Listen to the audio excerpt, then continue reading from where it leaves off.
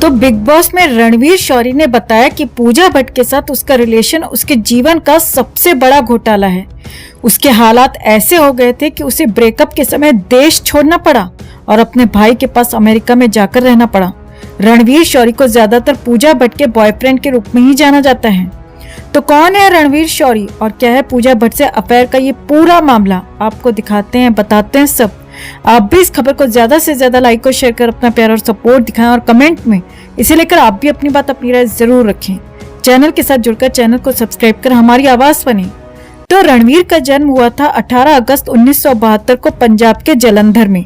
रणवीर एक नॉन फिल्मी बैकग्राउंड से आते हैं, जिसकी वजह से उनके माता पिता और परिवार के बारे में बहुत ज्यादा जानकारी सोशल मीडिया पर नहीं है।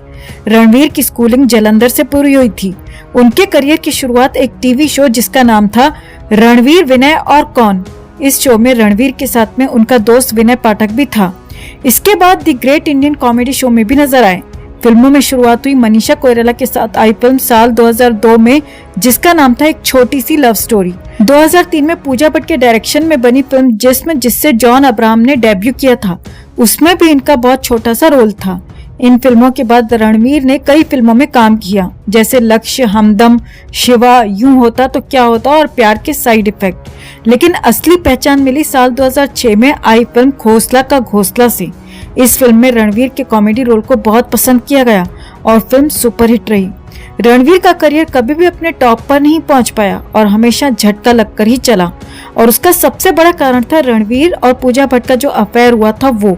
रणवीर ने अपने करियर के शुरुआती दौर में पूजा भट्ट और महेश भट्ट जैसे पनौती लोगों से पंगा ले लिया था और उन दोनों ने रणवीर का करियर कभी आगे बढ़ने नहीं दिया। रणवीर और पूजा भट्ट का अफेयर शुरू हुआ था साल 2003 में फिल्म जिस्म के दौरान। पहले इन दोनों की दोस्ती हुई और दोस्ती धीरे धीरे प्यार में बदल गई। प्यार इतना गहरा था कि दोनों लिव इन रिलेशनशिप में रहने लगे। वहीं से रणवीर के बुरे दिनों की शुरुआत हो गई। दरअसल रणवीर को लगा कि महेश भट्ट की बेटी, इतने बड़े डायरेक्टर की बेटी, उसके साथ लिव इन में रहने लगी है, वो भी एक ऐसे लड़के के साथ जिसका बॉलीवुड में ढंग से डेब्यू भी नहीं हुआ था। कोई उसको जानता ही नहीं था। मतलब अब तो उसका फिल्मी करियर सेट ही सेट है। रणवीर का पूजा के साथ में गुल्ली डंडा खेलना ऐसे था मानो किसी भूखे नंगे इंसान को 108 पकवानों से भरी सोने की थाली मिल गई हो। एक भूखे नंगे इंसान को मुंबई शहर में जाते ही क्या चाहिए? 2 वक्त का खाना, रहने की छत और तीसरी टांग के लिए एक छोटी सी मटकी। और यहाँ तो रणवीर को मटकी की जगह बहुत बड़ा वाला मटका मिला था। भाई की खुशी दुगनी हो गई थी। इन दोनों का अफेयर करीब 6 साल लंबा चला। इन दोनों का अफेयर उस समय खत्म हुआ जब पूजा भट्ट ने मीडिया में बयान दिया कि रणवीर शराब पीने के बाद उसे पेलता है। पेलना मतलब मार पिटाई करता है। इस बयान के बाद महेश टकलू भट्ट और पूजा भट्ट का ठुल्ला भाई राहुल भट्ट भी इस विवाद में घुस गया। उस समय रणवीर को लगा कि महेश भट्ट एक समझदार इंसान है और रणवीर ने अपने और पूजा के बीच का जो मामला था उसको सुलझाने के लिए टकलू भट्ट से संपर्क किया।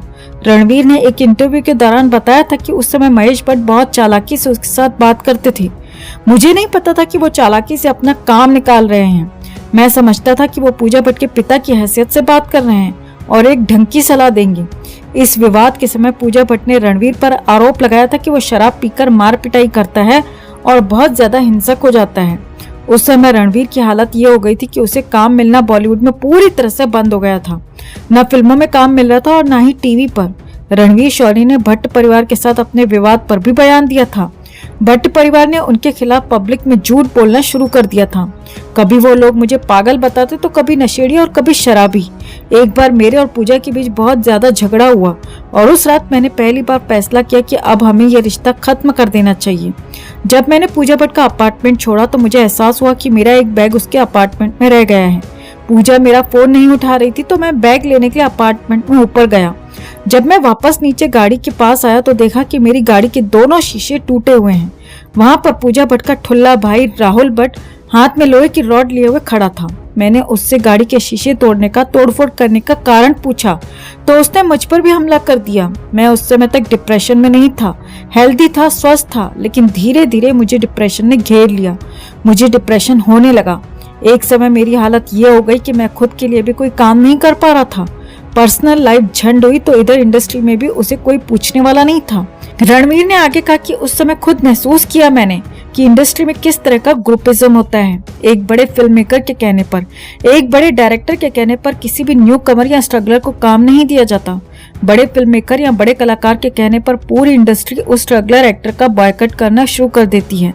ये मैंने खुद महसूस किया। मैं लोगों के पास काम मांगने जाता, मुझे कहते कि वो बाद में फोन करेंगे, लेकिन मेरे पास कभी भी कोई फोन नहीं आता।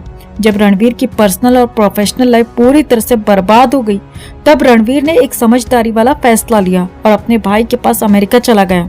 अमेरिका जाने के समय उसकी जेब में एक भी रुपया नहीं था। वहां जाकर अपने भाई के पैसों से इलाज कराया और 8 महीने के बाद वापस भारत आकर फिल्मों में काम करना शुरू कर दिया।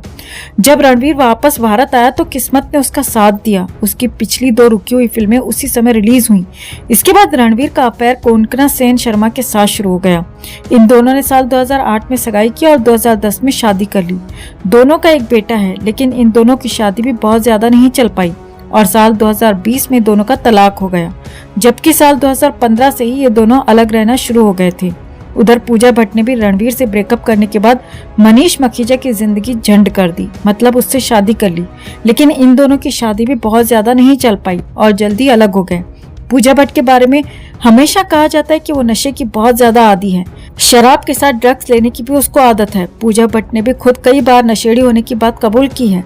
रणवीर और पूजा भट्ट के बीच जो भी लड़ाई झगड़ा होता था वो भी इसी बात पर होता था कि पूजा शराब की चुस्की ना ले और ढंग में इंसानों की तरह रहे।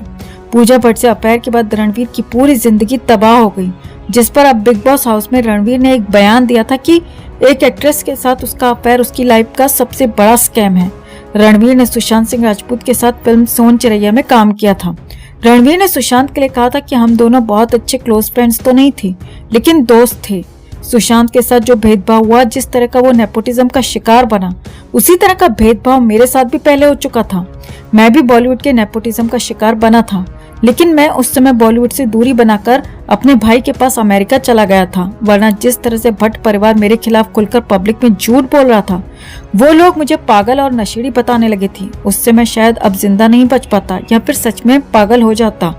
सुशांत को भी फिजिक्स से प्यार था और मुझे भी फिजिक्स से प्यार है। हम दोनों फिजिक्स को लेकर ही ढेर सारी बातें करते थे और यही वजह थी कि हम दोनों दोस्त बने। रणवीर ने बॉलीवुड में नेपोटिज्म होने की बात भी बिग बॉस में स्वीकार की है। रणवीर ने कहा कि बॉलीवुड में आउटसाइडर कलाकारों को मैनिपुलेट किया जाता है, उनके साथ भेदभाव किया जाता है और हमेशा एक नौकर की तरह ट्रीट किया जाता है। रणवीर ने फिल्म लक्ष्य की शूटिंग के दौरान एक किस्सा भी शेयर किया था। रणवीर ने एक इंटरव्यू में बताया था कि जब वो लक्ष्य फिल्म की शूटिंग कर रहे थे तो उनकी माँ बहुत ज्यादा बीमार हो गई थी। फिल्म के डायरेक्टर से जब उन्होंने कहा कि वो अपनी माँ को देखकर आना चाहते हैं, फिल्म से कुछ दिन के लिए या 1-2 दिन के लिए छुट्टी चाहिए, तो डायरेक्टर ने साफ मना कर दिया था कि जब तक फिल्म की शूटिंग खत्म नहीं होगी तुम यहाँ से घर नहीं जा सकते। मैं 3 हफ्ते के बाद घर गया तो माँ अस्पताल से वापस घर आ गई थी। तब मैंने महसूस किया कि एक आउटसाइडर कलाकार को कैसे गुलामों की तरह ट्रीट किया जाता है और जो नेपो कीड़े हैं उनको किस तरह से अलग तरीके से ट्रीट किया जाता है। उनकी छोटी छोटी डिमांड को भी हाथ जोड़कर नाक रगड़कर पूरा किया जाता है। इसमें कोई दो राय नहीं कि रणवीर एक बेहतरीन कलाकार है। हर रोल में मंजे हुए कलाकार की तरह एक्टिंग करता है। रणवीर के अंदर जितना टैलेंट है उतनी सफलता रणवीर को नहीं मिल पाई और ना ही उसको उतनी फिल्में मिली। रणवीर ने बड़े बजट की फिल्मों में कुछ काम किया, लेकिन उनमें भी इसके बहुत छोटे छोटे रोल थे। रणवीर की कौन सी फिल्म आपको सबसे ज्यादा पसंद है या इनकी फिल्में आपने देखी हैं या नहीं देखी हैं, कमेंट बॉक्स में जरूर बताएं। साथ ही वीडियो को लाइक और शेयर कर अपना प्यार और सपोर्ट जरूर दिखाएं और चैनल को फॉलो करने के साथ साथ आप थैंक्स बटन से भी चैनल को सपोर्ट कर सकते हैं।